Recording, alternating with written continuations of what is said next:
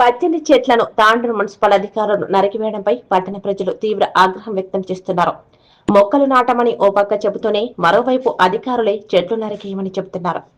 వికారాబాద్ జిల్లా తాండూరు మున్సిపల్ కార్యాలయం వెనుక భాగంలో శనివారం పచ్చని చెట్లు నరికేశారు.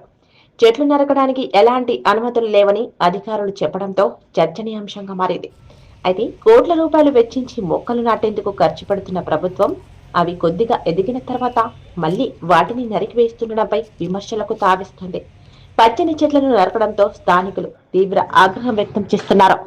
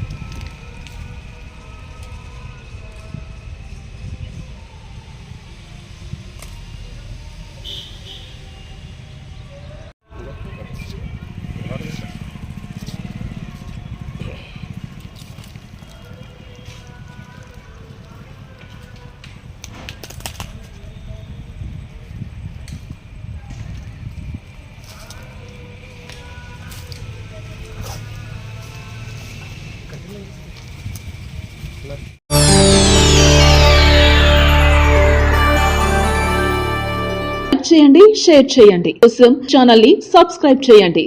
అలాగే ఇక్కడ ఉండే ఈ గంట సింబల్ ని క్లిక్ చేయండి. మేము అప్డేట్ చేసే ప్రతి వీడియో నోటిఫికేషన్స్ మీకు వచ్చేస్తాయి.